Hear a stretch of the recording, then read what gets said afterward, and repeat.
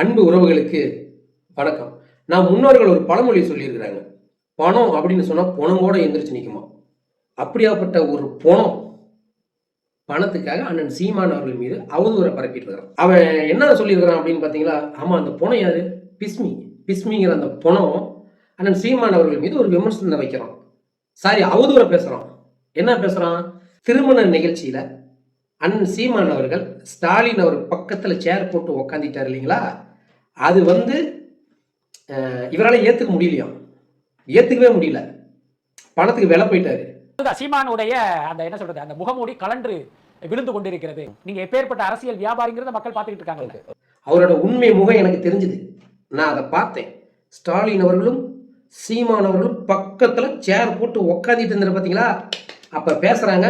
பணம் கைமாறுது. எவ்வளோ? 100 கோடி ரூபாய் கிரெடிட் ஆனதுக்கு அப்புறம் 100 கோடி. எப்ப 100 கோடி இடைத்தேர்தலில் பொது வேட்பாளராக சீமான் அவர்கள் நிற்கிறதுக்காக 100 கோடி அண்ணன் சீமான் அக்கௌண்ட்ல கிரெடிட் ஆயிடுச்சுங்க. கிரெடிட் ஆயிடுச்சு. அந்த பேச்சுவார்த்தை நடந்தப்ப எத்தனை பேர் விளக்கு பிடிச்சிங்க? ஏண்டா பணம் பிஸ்மி, எத்தனை பேர் விளக்கு பிடிச்சிங்க? எந்த ஆங்கிளில் பிடிச்சிங்க? படுத்துக்கிட்டு பிடிச்சிங்களா, உட்காந்து பிடிச்சிங்களா, இல்லை முட்டி போட்டு பிடிச்சியாடா? டே முட்டை கலப்ப, என்னடா வாய்க்கு வந்ததெல்லாம் பேசுவியா? சீமான் அவர்கள் நாம் தமிழர் கட்சி தொண்டர்களே தம்பிகளே ஏமாத்துறாராம். அவர் வேலை போயிட்டாராம். அவரு ஸ்டாலின் பக்கத்துல சேர் போட்டு உக்காந்திருக்கவே கூடாதுன்றாங்க. உக்காந்திருக்க கூடாதான். மிகப்பெரிய துரோகமா. ஏன் துரோகம்? அதுக்கு ஒரு காரணம் சொல்றான். அந்த வெட்டி முண்டம் வீணா போன தெண்டம் அந்த பணம் ஒரு காரணம் சொல்லுது. கேட்டுக்காங்க. ஈழ பிரச்சனை பிரபாகரன் கொல்லப்பட்டதற்கு காரணம் காங்கிரஸ், பிரபாகரன் கொல்லப்பட்டதற்கு திமுகவும் உடந்தை. நம்ம ஈழ சொந்தங்களையும் நம்ம தலைவரையும் கொன்னு கூச்சது யாரு? காங்கிரஸ். காங்கிரசுக்கு துணையா இருந்தது யாரு? திமுக. அண்ணன் சீமான் அவரோட கொள்கை என்ன? இவங்க 2 பேத்தையும் ஒழிக்கணும். ஏன்னா நம்ம ஈழ சொந்தங்களை கொன்னு கூச்ச காங்கிரஸ், கூட நின்னது திமுக. இன துரோகிங்க. அப்படியாப்பட்ட இன துரோகி திமுக தலைவர் ஸ்டாலின் முகத்தில் எப்படி சேர் போட்டு உட்காரலாம்? உண்மை முகம் வெளியே வந்துருச்சா? 100 கோடி கை மாறி இருக்குது.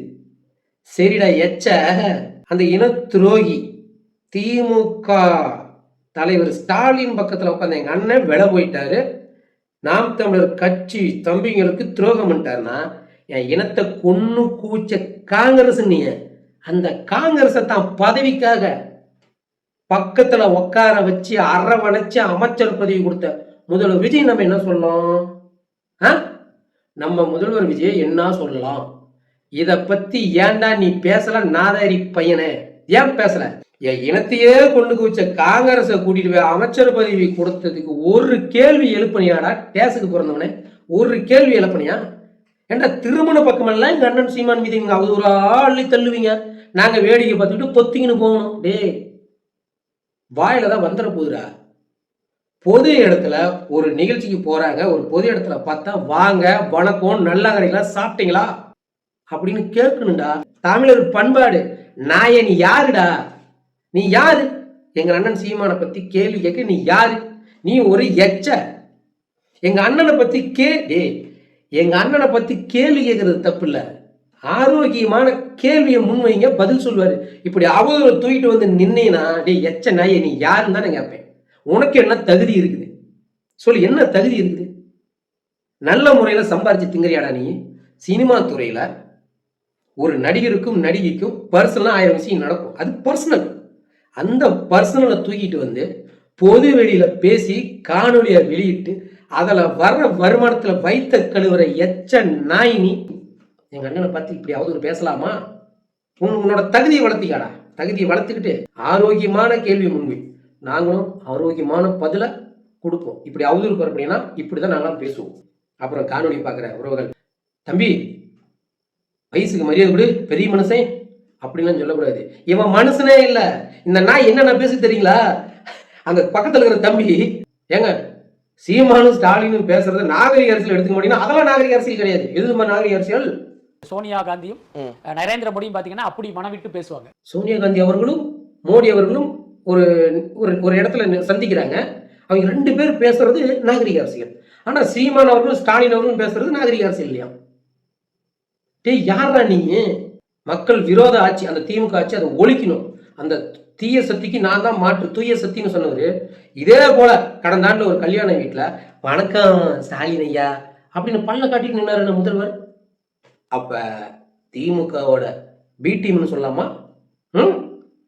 உதயநிதி, இன்பநிதி, கலாநிதி இந்த பேரெல்லாம் பார்க்கிறப்போ படத்தோட டைட்டில் வைக்கலாம். டைட்டில் அவளுக்கு ஒரு கம்பீரமான பேர் இதெல்லாம் அப்படின்னு சொன்னாரு. அப்ப திமுகவோட கைகூலி விஜய் அவர்கள் சொல்லாமா? கலைஞருக்கு ஒரு செலவு வச்சு பார்க்கணும், எனக்கு ரொம்ப நாளா கனவுங்க, அதை நானே ஐயா கலைஞர் கூட வந்து திறக்கணும் அப்படின்னாரு.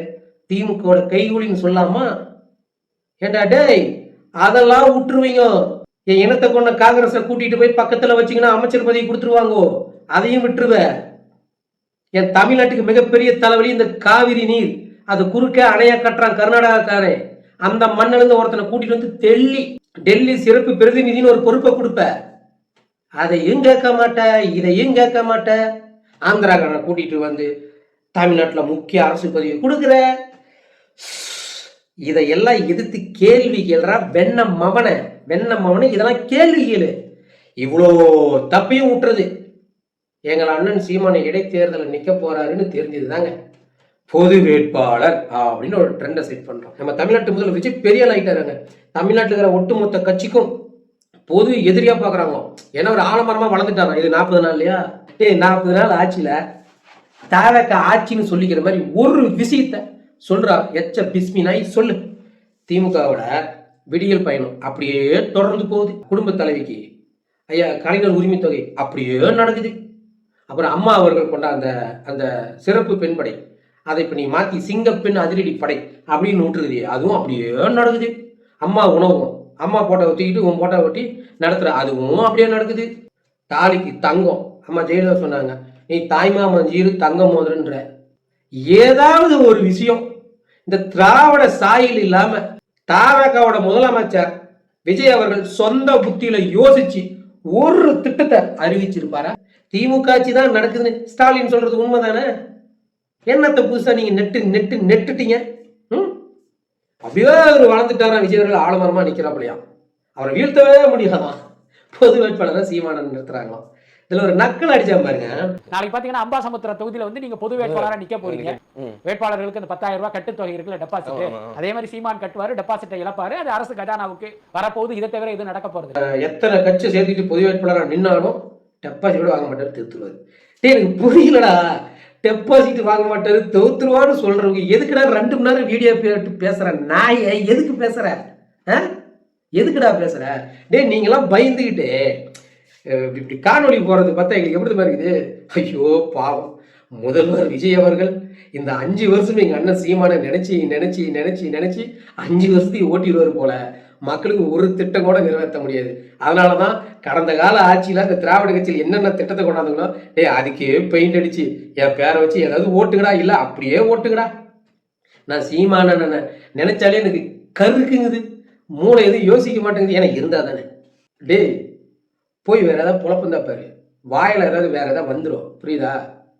தமிழ்நாட்டில் இருக்கிற ஒரு தமிழ்னு கூட தகுதி இல்லை. ஒன்று கர்நாடகாரனை போடுறது, இல்லை ஆந்திராக்காரனை போடுறது, இல்லைன்னா மாமா வேலை பார்க்குற இந்த ஜெகதீஷ்ன்ற ஒருத்தர் பாருங்க, அந்த நாய்க்கு போஸ்டிங் போடுறது. இப்படி போட்டு வச்சுக்கினுங்கிற ஒரு ஆட்சிக்கு இவங்கெல்லாம் வந்து முட்டு கொடுக்குறாங்க.